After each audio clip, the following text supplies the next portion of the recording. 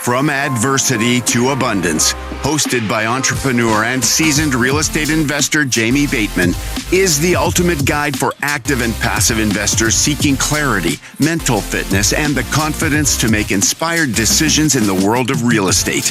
With a decade plus of investing experience across various niches and a background as a combat veteran, former Army officer, and multi-million-dollar mortgage note company owner, Jamie brings a wealth of knowledge and inspiring stories to each episode. Through weekly episodes featuring insightful interviews with industry leaders and solo explorations of mindset and strategy, listeners will uncover actionable advice and tips to overcome challenges and build lasting financial success. Whether you're a seasoned investor or just starting, From Adversity to Abundance is your roadmap to turning obstacles into opportunities and achieving financial freedom.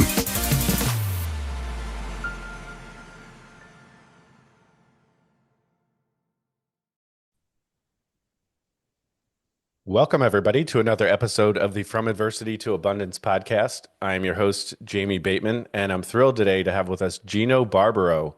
Gino is a very experienced multifamily real estate investor, an author, has a lot of experience in real estate education, and we're get into more detail later as to what Gino's up to specifically today. But Gino, for the listener out there, let's talk about some of the abundance that you've been able to reach, able to accomplish, and that you're living in today. What does it look like? What's a day in your life look like? What are you up to? What's some of the abundance that you're experiencing?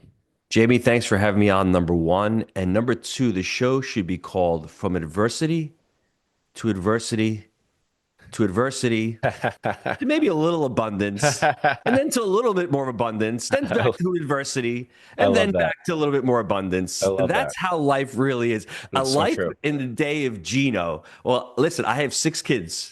The oldest one is 25 years old. She's going to go back out and become a missionary again. She's going back out to camp and being a missionary. That's her passion. Her passion is art. She's such a creative person. She loves music. She loves film, and she wants to spend, time with kids this summer, preaching the word of God. That's what her passion is, all the way down to a 10-year-old. She is at home. She is going to be the entrepreneur of the family, I think. We homeschool our kids, so I see my kids all the time. I'm living and working out of my house currently right now. I bought a farm about a year ago, 6 acres. I've got a shooting berm on there. I've got 2 donkeys. I've got a little cow, 5.5-month-old Black Angus called Antonio. We're up to 30 chickens right now. I've got a nice vegetable garden. So my day is filled. Listen, I just had a big transition in life. We just sold the education company. And it's one of those things where I'm just resetting right now. I'm focusing on a family company. And it's one of those things where people think they become financially free. They think they become abundant, and they're going to go sit on a beach. If you've worked your entire life to become really good at something, all of a sudden you become good at something. Do you think that person who's been motivated their entire lives is just going to go check out? No. That's not how life works. Absolutely how life really works is you finally get good at something. You finally find your soul passion and your purpose. And you're like, I want more of this. How can I get more of this? And you end up putting more on your plate. And my wife, who's an amazing person, always has these ideas. I've got this idea, and if she's going to give me an idea, I have to go off that idea, and I have to actually expand upon that idea. Love it. Yeah, that's so good. And you're absolutely right. And we do talk about that on the show as far as the success or happiness or abundance. It's not a path that's a straight line up and to the right. We often talk about how we all experience adversity, and we're going to experience more adversity for sure in the future. It's more a matter of how do you deal with that. You don't know what it's going to look like exactly, but that said, you're in a position now, Gino, because you've been successful financially, to pursue your passion and focus on your family business and focus on the things you just rattled off, which sound amazing. So it's not to say you don't have any problems or challenges, but you're experiencing a level of abundance that I don't think you could have experienced decades ago.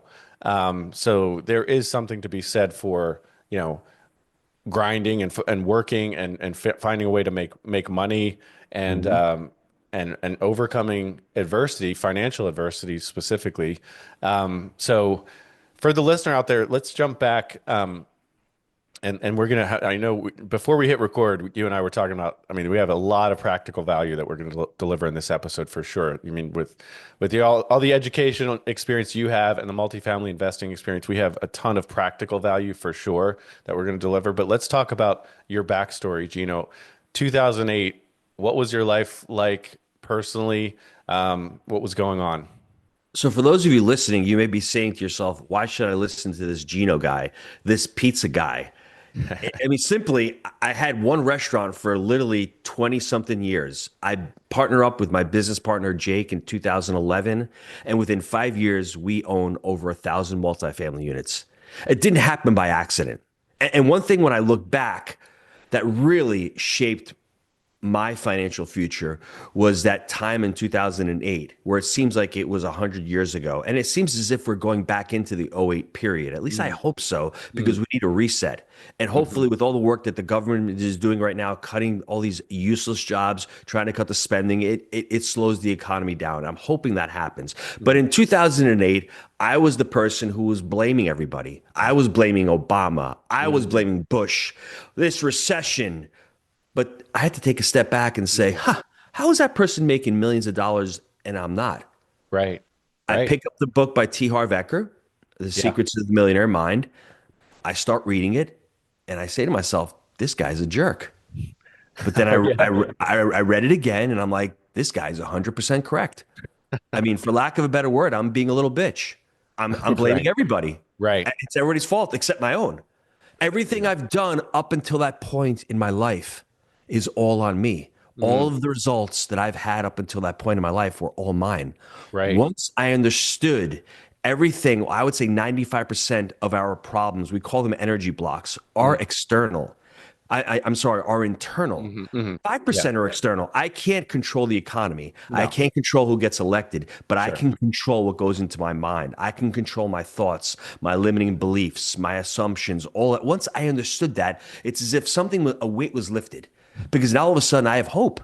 Now all of a Right. sudden I can start planning. Absolutely. It's very liberating once that mental transition to not blaming and not being the victim constantly. Once that occurs, I had a similar experience in around a little bit later. It wasn't until 2015 where I'd been working a W-2 for years and then just kind of it was Groundhog Day and I was like, my life is going nowhere. It's fine, but I wasn't passionate about what I was doing or anything. So had a mental reset, and we won't tell my whole story here, but just I flipped the script mentally, and I said, what strengths do I have? You know, what people do I have in my corner? What's my network? What can I focus on that are positives that I can kind of take ownership of my situation with, right? And so there was a real mental shift then, and that's when I started really diving into real estate myself. But I couldn't agree more. It's liberating. It's hard to do initially. It's hard to accept that maybe our problems are due to our own choices and our own behavior. You've been living a lie your whole life and you have to accept it.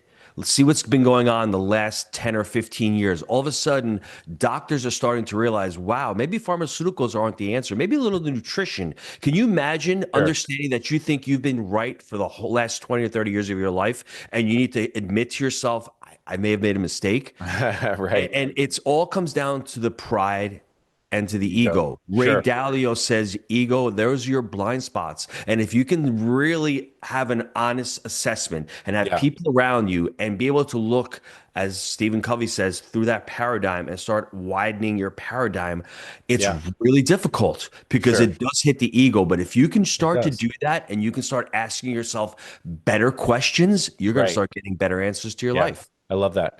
All right, so set the stage for us. 2008. What did things look? And I know you mentioned the pizza business and all that, but you know, kind of how did those next? You said 3 years, I think, from 2008 to 2011. What did that look like? That growth period after you made that mental shift? It sucked. I had a real estate deal that I overpaid on in 2006. At the end of 2006, I bought at the wrong part of the market cycle. I overpaid. I didn't know how to do underwriting. I didn't know the asset class itself. I bought in the wrong city. I didn't know what a commercial lease was. I made every mistake imaginable, and I was in the midst of that. So I'm trying to rectify. How do I get out of that? how, as I'm working harder and making less, how do I, deal with that? Because at the time I had 4 children. I need to put food on the table. I Sure. don't see a future. The GDP of the country literally sucks. I Hmm. mean, it's horrible. And I said to Hmm. myself, I need to learn this real estate business. I went out and I started getting mentored by Rich Dad Poor Dad. I met a company, a gentleman named Dave Lindahl. I met another gentleman named Craig Haskell. I started pouring money that I didn't have into my education because I Hmm. saw there's 2 ways to learn. You can either learn on the street or you can learn in the classroom. Hmm. I Hmm. had learned on the street, and that education had cost me hundreds and hundreds of thousands of dollars. This education was a lot less, but it gave me some type of framework. And when I met my business partner, Jake, he was selling, pharmaceuticals to Okay. doctors, coming to the restaurant, getting catering food, and going to the doctor's offices. I was ready. He knew nothing about real estate. He was following his passion about Hmm. building sports equipment. That's what he wanted to do. And Okay. then I said, Jake, let's do real estate together. And he ended up moving down to Knoxville, Tennessee. When he moved to Knoxville, that's where we started investing. Okay. And I was ready. I had the mentorship, I had the skills Yeah. and the understanding of the business. Yeah. Yeah. Interesting. So how, so you just already, you two knew you were going to be partners. It was just a matter of what industry you were going to venture into. Is that right? At some point, I liked the way my business partner functioned. He was a Mm. young dude. Uh-huh. And at the time, I didn't know the word values-based decision making, but our values truly aligned. Mm. We both didn't Interesting. want to stay in our businesses. He Yeah. he obviously hated the job he was at because all of a sudden Obamacare started coming in, things started Yeah. changing, his Sure. compensation started changing. As far as being long-term minded, being family focused, Yeah. focusing on one asset, wanting to create wealth, Yeah. having no shiny object, all of those things really aligned well for the two of us. Yeah. And we found our partnership to work really well. The only unfortunate thing, actually, it's a fortunate thing now, it did take us 18 months to find that first deal because we Mhm. had no map and no process. We didn't Sure. have what we call our 3-step framework of buy right, manage right, and finance right. We didn't Got have it. that. That's why it took us 18 months to find the first deal. But after that first deal, 3 months later, the same broker brought us another deal. So it's one of those There you things where go. you're in la la land. You just in multifamily, and I think personally, real estate is a team sport. Absolutely. Trying to do it on yourself can be challenging. For I was sure. just fortunate to understand what the partnership looked like. And we took it slow in the beginning. We did one deal together, then we did a second deal together. Then we realized that our personalities really aligned. Yeah. I never made mistakes. I'm sorry, I never made excuses. Gotcha. Jake never made excuses. We've made tons of Love that. mistakes, but we, Right. we at least live up to those mistakes. Sure. You Listen, own. I'm on a podcast right now. I've been sick for the last 4 days. I'm not going to call Jake up and say, "Hey, bro, I can't make this podcast today." No, that's not even in a thought in my Mhm. mind. And the Mhm. same thing with him. He's on vacation right now, and guess what? We just put an offer in on a deal. So it's one of those things where he got a deal sent to him by our quote unquote deal dogs off market. He's not going to sit there and go, "Oh, well, I'm out here I'm and on, in I'm the on Caribbean. I'm vacation. hanging out. I'm chilling." He Yeah. checks his phone. He puts in that offer. It's a life changing deal. So that's the mentality that we Yeah. have. Love that. We don't want to let our partners down. And if you're going to go Sure. partner with somebody, make sure your values align and make Right. sure your work ethic aligns as well. Yeah, that's really interesting. And that I don't know if we've really had that approach discussed on the show as far as choosing your business partner before you really choose which industry you're going to go into. Because a lot of times most people generally, oh, I like real estate. I see successful people in real estate, and then they go into a niche in real estate, and then they look around for partners. You could Um, do that. There's nothing wrong with that. I think that's a sure. good idea. I just knew that I wanted to do something. I knew that I wanted real estate. And then Jake, luckily for him, met a doctor who was financially free through investing in real estate and Mm. multifamily up and down the East Coast. And he's Hmm. like, wow, that's great. You're the only doctor here who's not getting bought out by all of these different medical groups. He's Mm. like, I love being a doctor. I can be a doctor because this real estate's providing for my financial, life. I can do Sure. this because I love to do this. And I think that concept and that thought of Jake, like, wow, I can do real estate, create a business, and really love what I'm doing. I think that's what hooked him into the Yeah. business. So, say 2011, how were the next 10 years? I know you mentioned there were lots of ups and downs, a lot of mistakes made, but say what did I mean, you said the first 18 months you didn't do a deal, then you did a couple deals pretty quickly. say years 2 through 10. I know that's a long time, but what did the scaling look like? What did your business look like? Well, I had two more children. So in 2011, my fifth child was born. 2014, my sixth child was born. I wish I'd had more kids, to be honest with you. I'm Mm. 54 right now. It would have been nice to have a couple more, but we Wow. stopped. As far as the portfolio goes, I was really fortunate that I'm sitting at my restaurant one day. I've got my chef coat on. I've got some pizza stains on my shirt, and in walks a friend. Look up, and he's got these beautiful shoes on, Bruno Mai shoes on. He's got a nice watch. And I'm like, let me start talking to him. I haven't talked to Mhm. him in a while. His name was Mike. We sat down. He worked at a hedge fund and he was buying single family homes. And I said, Mike, you know what? I'm investing in real estate and multifamily down in the Southeast. I just bought this asset at $600,000. The rent we're collecting monthly is 13 grand a month. It's $150,000 in rent gross we're collecting a year. That's a four gross rent multiplier. And he remember him looking at me going, really? I'm buying these $2 million single family homes and I'm getting 10 grand a month. So it didn't take a rocket scientist to find out that I was onto something. Sure. But that's where luck and taking a chance happened. I was ready. I was Right. Right. ready with the information. So when Mike sat down, I had an intelligent conversation with him. He eventually ended up partnering up on that second deal. Okay. And then from there on, he's been our partner ever since. And the reason Okay. why I mention that story is people are always using limiting beliefs to say, well, I don't have the money. I don't Right. have the balance sheet. Sure. I did neither, but Right. I found my Mike, and Mike Right. was our balance sheet. And on our third deal, it was a $4 million deal. Mike lent us $500,000 to get into that deal. He Okay. diluted his equity to do that for Jake and myself because he Okay. saw the value in the deal. So don't let lack of money hold you back. Yeah. That's the relationship you have with money. I Mm. knew that I wanted it bad enough. I knew that I could provide value to Mike, and I knew that Mike saw the value in our proposition, and Right. that's why we aligned, and that's why we got together. Well, I love that you mentioned that you're providing value to Mike because it's not Absolutely. something you're selling to him that he doesn't need or anything like Nope. that. You're solving a problem for him and he's solving a problem for you. And that's like you said, it's a team sport, and that's the whole point. It's mutually beneficial so that it can be win-win-win. So Absolutely. what did that first deal with Mike look like? I mean, how successful was it, and how did things go from there? I mean, the deal was a 36 unit deal. We paid $23,000 per unit on that deal. It was actually four of us now because my brother was a partner. So we were all 25% in. We bought the property, it was generating $10,000 a month in rental income. Within 5 months, I think it was up to $18,000 a month. We currently still own that asset. We paid Really? 800, yeah, we paid $850,000 for that asset. Today, conservatively, it's probably worth $4.5 million.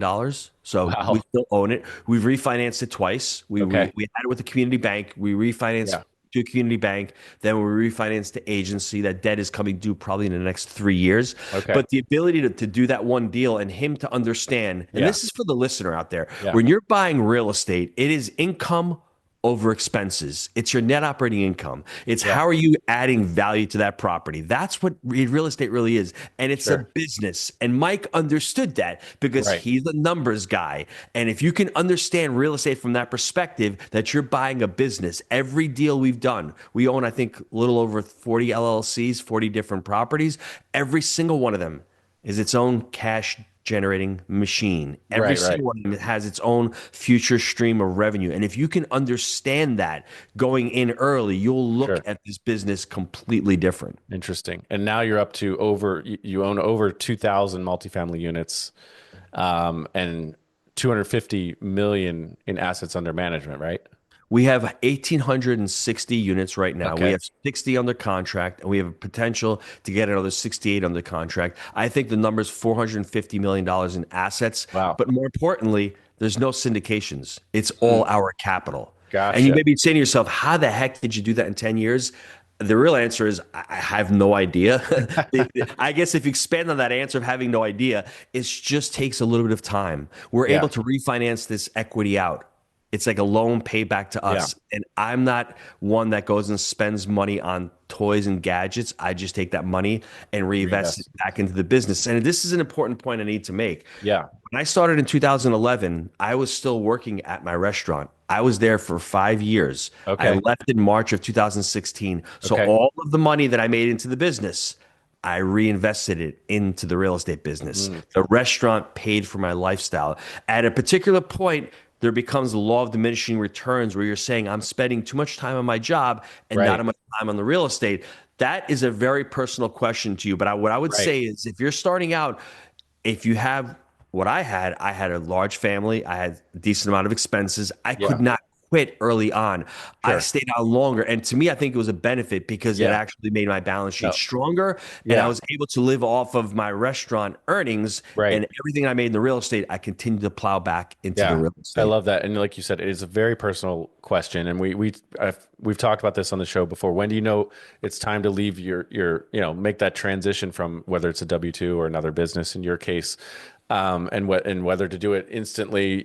I went part-time at my job for 7 years while I was building out my real estate Excellent. I business. went part-time for Seven six years. months. Great. That is excellent. Yeah, and it's over time, and then eventually, when I did quit my W-2, did my income go down? Yeah, because I had a W-2 income that was no longer there. So people talk about, well, I need to replace my income. Well, yeah, but there's still going to be a point where when you walk away, you actually do have a drop in income. But to your point, Gino, it's how are you spending your time? You mentioned this already.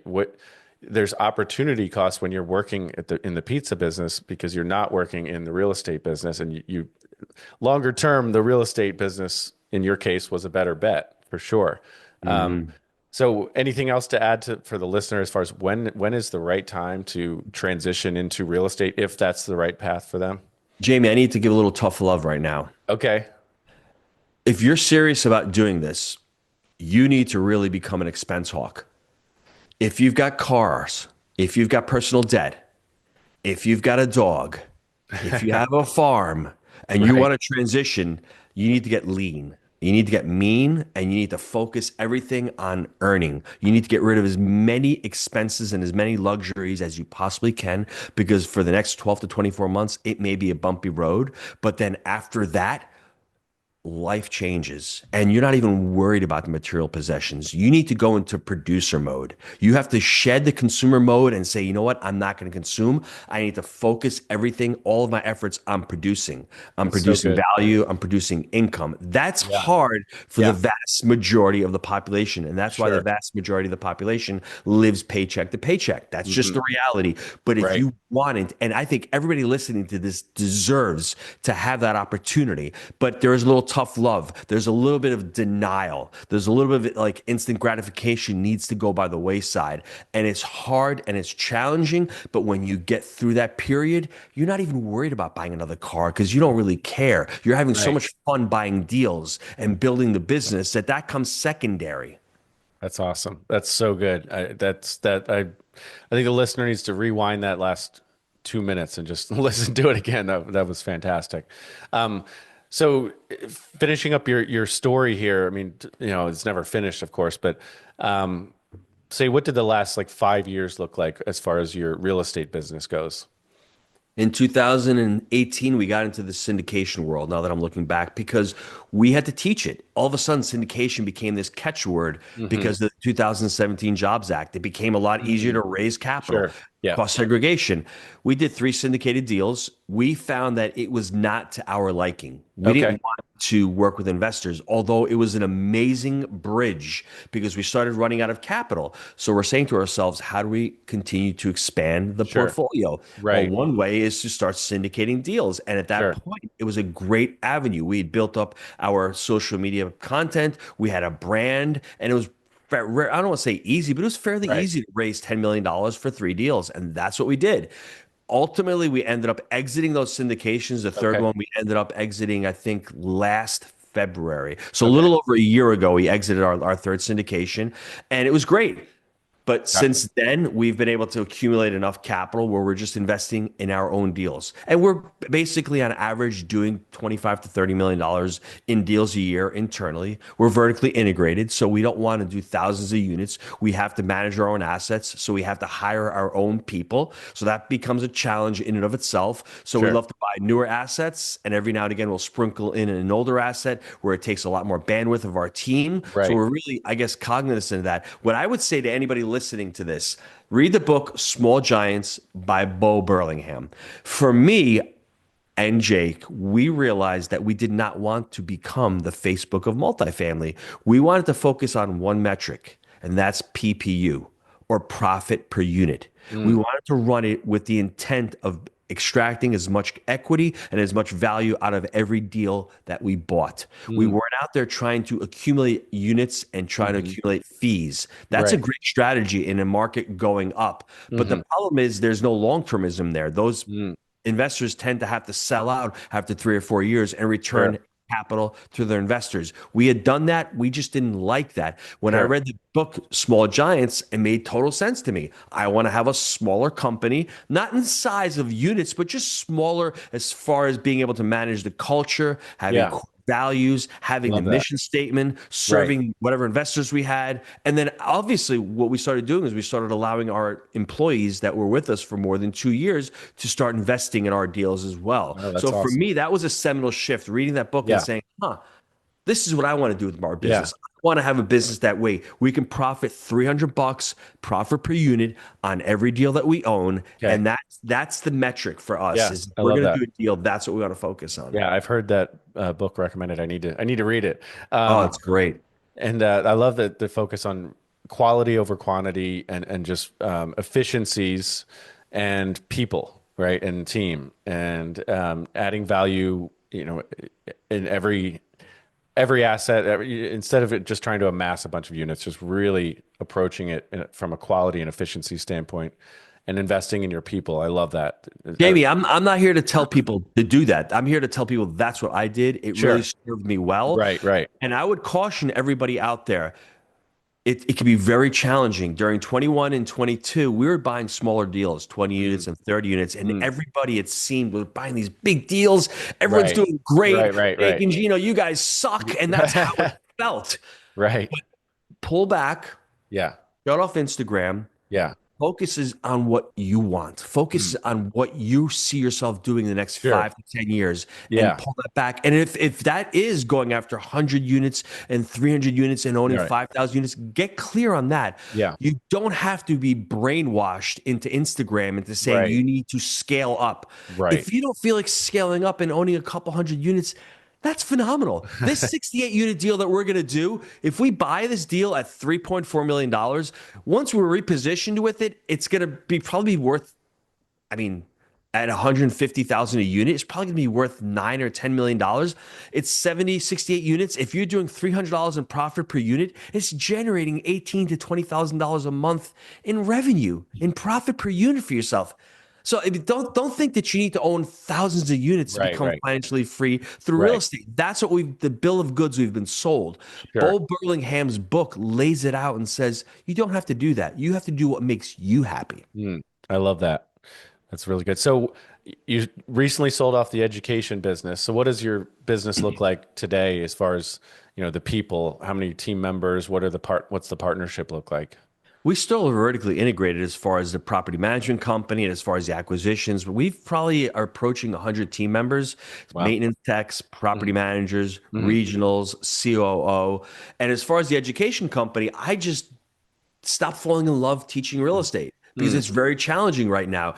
And I decided, you know what? I love talking about money. I love life coaching. I love talking about family. I love talking about legacy. So I created a company with my family called Barbaro 360. Awesome. And dive into that a little bit. What is that all about? So for us, what I've seen over the last 30 to 40 years has been the degradation of the family.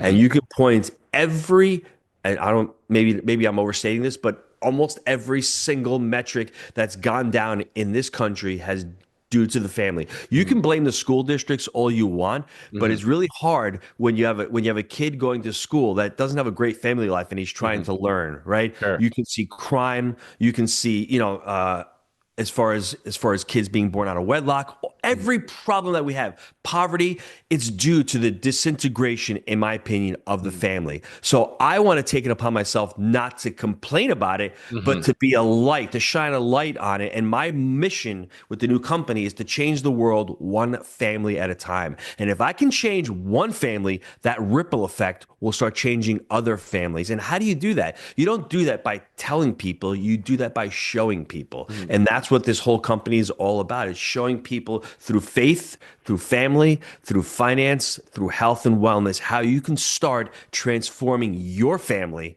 and becoming the light that others need to see as well. Okay, so get a little more granular, and then I do have some questions to fire at you. But what does that mean for the listener? How do they work with you? What does that mean for me? For me, is the first thing is just to read our book, Happy Money, Happy Family, Happy Legacy.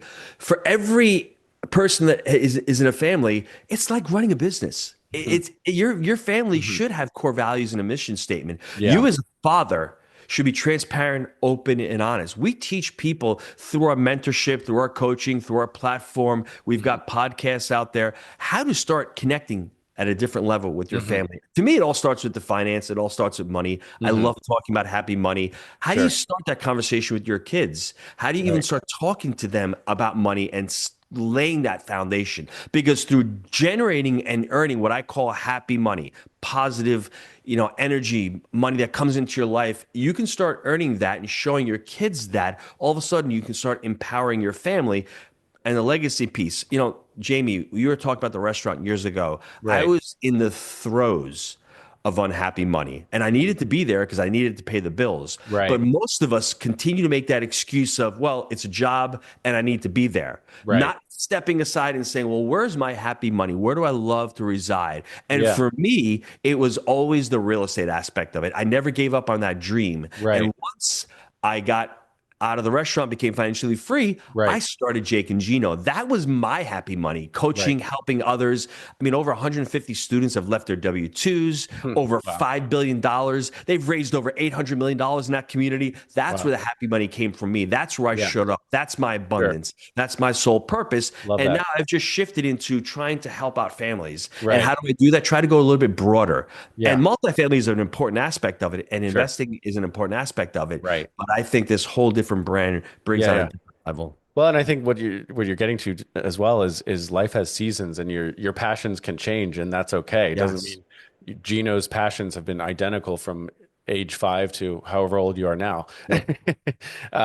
So I love that, and you were leaning into multifamily more for a long time, and when it was more of your passion, and now it's not that you're not passionate about it, but you're maybe a little more passionate about a broader topic. And Jamie, I'm sorry to cut you off, but you bring an amazing point up. And now that you're saying that, I'm going back. I started Jake and Gino for a dual purpose.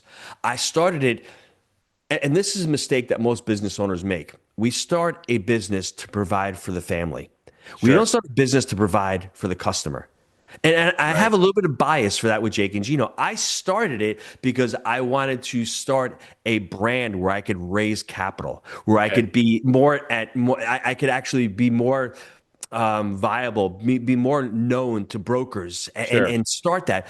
When in reality, I look back at it, it was dual purpose. I really started it because I loved what I was doing, and I was providing value to the customers and to the Jake and Gino members. So if you're out there and you're looking to get into your passion, there's nothing wrong with that. But try to couple your passion with providing value to the people you're delivering your passion to. That's where the link was, because the restaurant, it became, at first, I love to cook. I love to be with my family, but then it became a drudgery because all I was thinking about was myself and not looking at my customer as the end user and saying, man, this person is paying me. This person, I need to put love into the food. It became more of a job, and it became more of just a soul-sucking experience when it shouldn't have been. Absolutely. And we talked a little bit about that before we hit record, and we've talked about this on the show before, as far as when to follow your passion and when not to, or when to do something you don't love doing. But I think ideally there's that Venn diagram of I'm passionate about it in this circle, and the other circle is someone will pay me for this.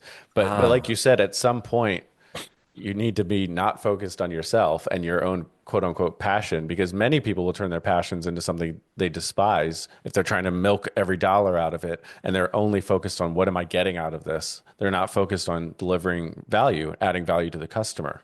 Jamie, the problem is that most of us don't know how to start a business. So Mm, could you imagine if you're passionate about sewing? My right. kids love to sew. You can make a ton of money with sewing if you find the correct visionary that will help you monetize your passion. Sure, Why sure. not find a partner that will help you with systems, with processes, with creating core values and a culture within what you're trying to create? You do the sewing. You're the technician, Sure. as Michael Gerber likes to say. Right, right. Find a Yes. visionary that will help you out. Now, most people say Elon Musk doesn't do whatever he does. He's not really that smart and all. Give me a break. The guy is not only a visionary, he Yeah. knows how to build businesses. So he's a rare person. But Oh, if yeah. you have a passion, you can create it into a business. You just need to understand the business principles, and value Mhm. creation is number one. But Mhm. there's also income expenses. And if Right, you're not that kind of person that doesn't like that, right, either number one, don't get into the business, or number right. two, find Partner. someone that can help you monetize what you love to do. Sure. That's really, really good. Awesome. All right, I've got some rapid fire questions. You ready, Gino? Yes. Um, let's see. What's one thing that people misunderstand about you? I really don't think people misunderstand me. I'm an open book. I'm a transparent. I'm honest.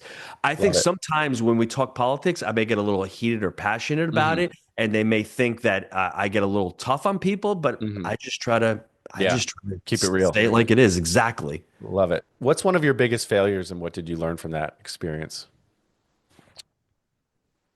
That's a great question because so many different ideas pop into my mind. But as far as financially, failure Hmm. financially, well, Hmm. I'll give you failure personally. As a Okay. father, it took me years to learn how to say sorry to my kids, and Mm, I still struggle with that mm. because it's part of the ego. As a Yeah. parent, you think you're always right, when in Right. reality, we make tons of mistakes, and I Sure. always thought being sorry and that vulnerability was a A weakness, when in weakness. reality, it's a strength. Right. Now, my financial mistake was that deal that I mentioned to you back in 2006. Hmm. Probably lost close high six figures, touching maybe seven figure Wow. over a span of 10 years once I sold out of it. But Right. the lessons that I learned were invaluable. The pain that it went through, that's why the Hmm. adversity through abundance, through Right. adversity, there was adversity for a 10-year hold on that. But while that was going on, I got together and partnered with Jake and I started buying other assets. And that deal pushed me into the mentorship. Which has obviously provided a good bit of abundance for you. It And sure you've has. obviously paid it forward, many, many times over. If you could go back and give your 18-year-old self some advice, what would that be?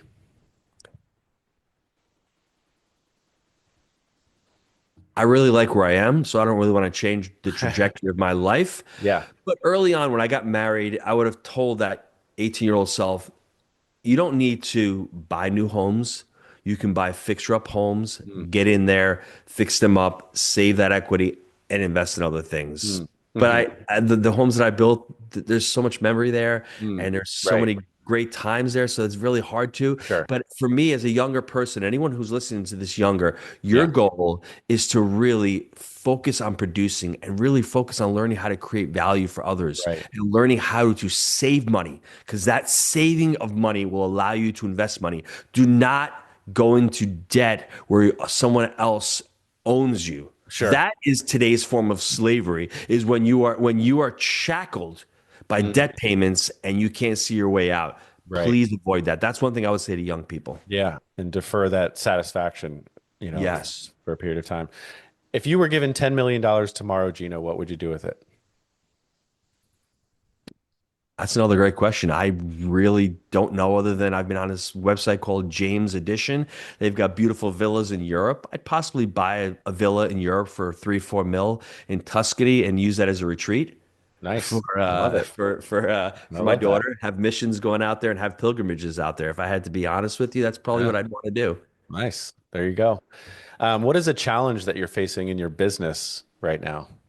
The challenge for me right now is trying to start this business and see we want to take it. Hmm. I've been burned out with social media for the last several years, doing Hmm. Instagram shorts and YouTube videos and Yeah. trying to get clicks and likes.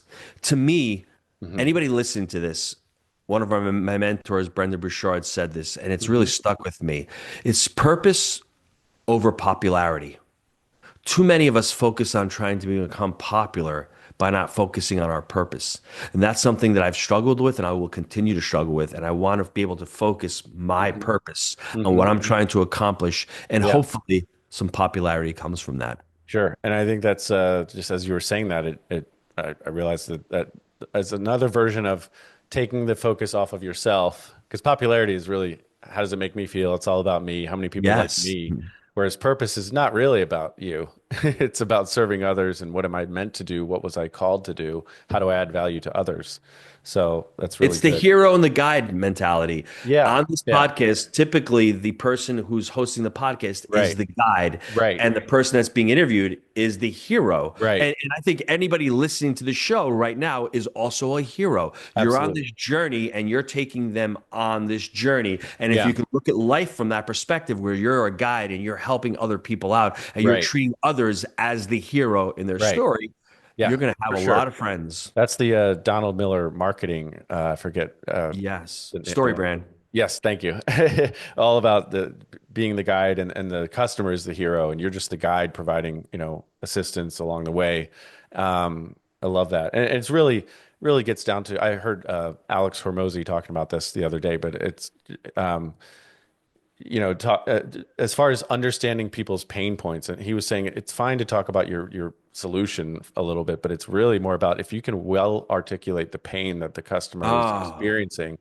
That's yes. empathy, and that's like understanding, and that's what's going to sell. I mean, that's what's going to really do it for you.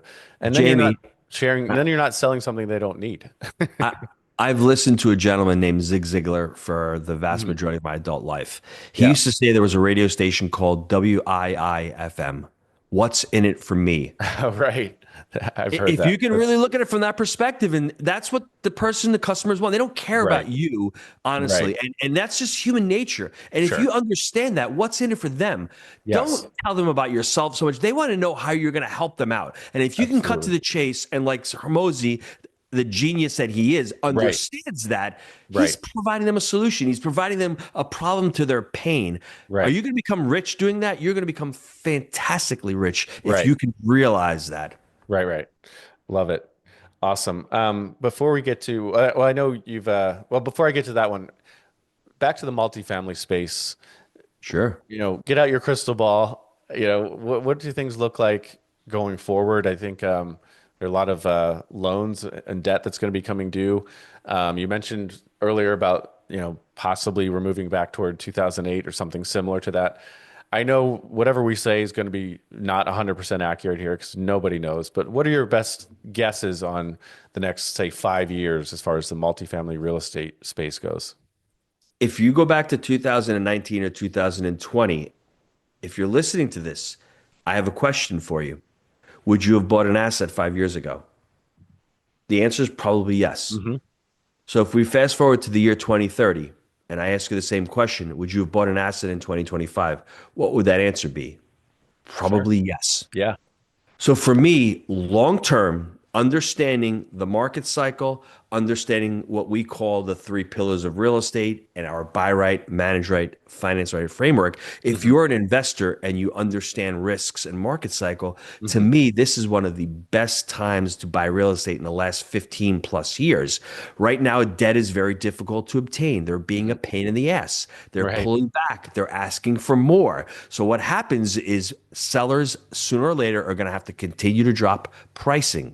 We're going into a softening of the economy, which we should. I hope Trump slows this economy down where we can start dropping interest rates. We need to take care of inflation. So Hmm. shorter term, there may be bumps. And Hmm. yes, debt has been trying to reset for the last 12 to 18 months. There's going to be a lot of older assets coming Yeah. online. Don't overpay for them. Hmm. Be careful because 65 1965 plumbing is still 1965 plumbing. It still Right. costs a lot of money. Right. Roofs, driveways, you need to be able to budget for that. So understand where we are. To me, long term, as far as demographics, just be aware of where you are as far as investing. The Southeast is great. The Midwest is great. The Sun Belt is great, where people are moving to. And Sure. obviously, you want more favorable landlord laws if you can. Right. You want great, as far as I'm concerned, you want great areas where they promote business, where they promote Right. growth, where they promote jobs. If you can lock all of that in and you have a long-term mindset and you're not there trying to flip out every 2 months, and you can say to yourself, I can hold this asset for the next three, Right. 4 or 5 Sure. years, you're in a great position with real estate. Love that. It's really good. Real estate is very forgiving over the long haul. You can make a mistake or two, or, but yeah, I love that. I love that answer. Um, Closing questions here. How has financial abundance made your life better, Gino? It's made my life better with one word. And in the book, Happy Money, I talk about it. It's giving me autonomy. I Love mean, it. money doesn't make you happy, No. but the option to get on this podcast with you this morning Yeah. made me happy. As you can see, I freaking love talking about it. If I Right. had to go and work at the restaurant at 10 o'clock on a Friday, God forbid, you Right. wouldn't see me. It would one chance in a million. You'd see snow in hell before you saw me on a podcast at 10 o'clock on a Friday morning at the restaurant. That's Right. the reality. It Yeah. gives you the options. It gives you the ability to Mhm. create impact in your Yeah. life. Money is just a result. Money is a tool. The last thing I'll say is profit to me is the fuel. Mm. It's not my destination. That's what's changed in my life. And I'm trying Mm. to use money to impact others, to Yeah. create more happier experiences in my life. It's not Yeah. the money that's doing that, it's the autonomy that's Mm. allowing me to do that. Sure. That's so good. Now, you've mentioned several books. Is there another book or two that you could recommend for our listener? It's interesting. I had a book that jumped into my head and jumped right out Jump of it. right out. You were talking about, I forgot what you were talking about. Hmm. Well, you've Uh, got three books: Wheelbarrow Profits, The Honeybee and Family, and then Food and the Friars. And then you've Yes. It's a cookbook, yes. And I would say The Honeybee is an excellent book because it's a book about multiple streams of revenue. If you're in there, it's a story about Noah, who's a pharmaceutical rep, who meets Tom, who's a beekeeper, and all of a sudden Tom starts telling him and teaching him about Hmm, various ways to that's start cool. building a real estate empire. I mean, if I'm looking at a book right now, the book that I'm reading right now, I would say it's James Clear's Atomic Habits. I'm So reading good. that for the fourth time. Yeah, I need The to reread it. aggregation of marginal returns. I mean, there's just so many different Yeah. ways. And I'm looking at goal setting, and I've been goal setting for the last 20 years. Yeah. And I love what he says. Goals are the results. That's the problem. We Right. all focus too much on the results, and those results don't create Yeah. happiness in our lives because once we Right. get the 100 units, all Right. of a sudden the It's like goal is what 200 next? units. Yeah. Yeah, It's like and you do need, and I read it, I've read it, I need to read it again. It's so good. But you need to know the direction you're headed in for sure. You don't just start doing stuff without any yes, kind of intention. But at the same time, yeah, James Clear is all about process and habits, obviously, and not just the end result. So I don't think he puts goals down necessarily. It's just they're a no, he little bit, doesn't. yeah, people are just a little less, a little too focused on goals without being focused on the process and habits. So, Yes, great synopsis. I love that. Thank you.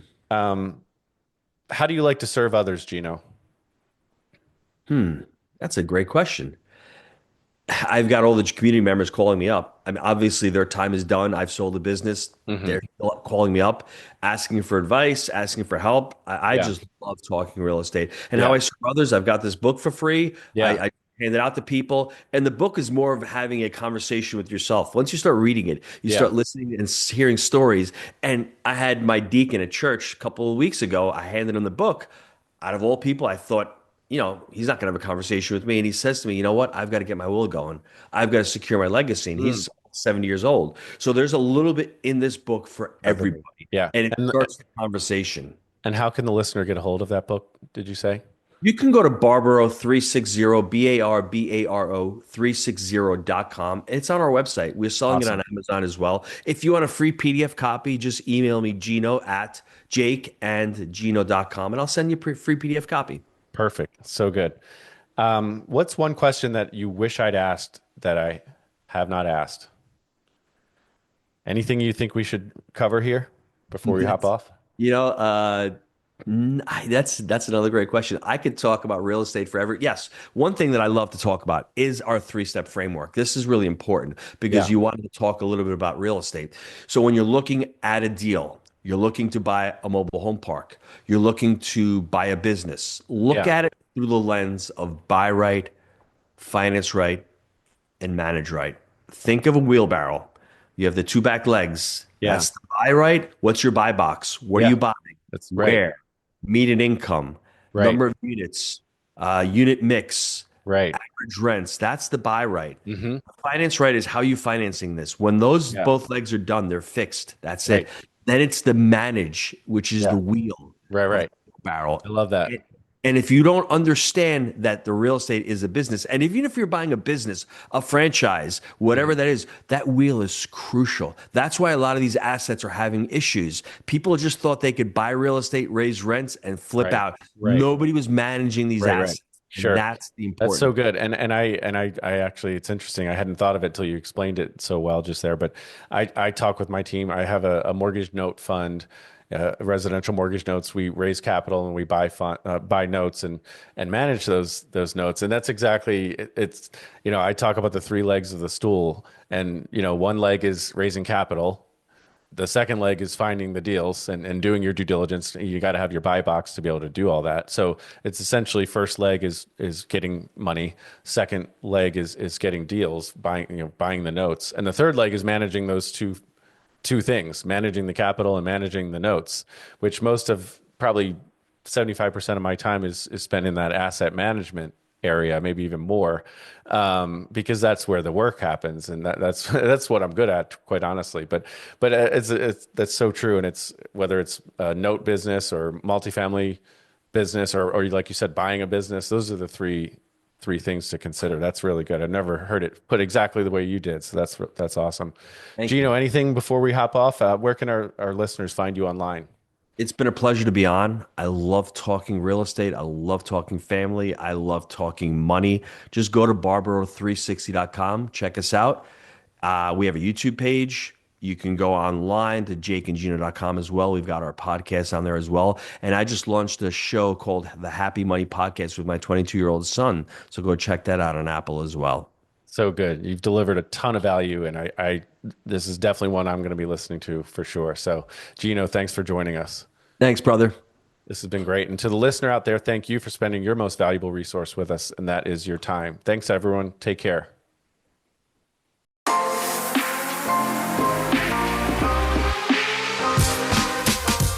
Thank you for joining us on From Adversity to Abundance. We hope today's episode has equipped you with valuable insights and practical advice to elevate your real estate journey. For more inspiring stories and resources, visit us at www.adversitytoabundance.com. If this episode has inspired you, please share it with a friend who could also benefit from our conversation. Together, let's turn adversity into abundance. Until next time, keep building your mental fitness and your real estate empire.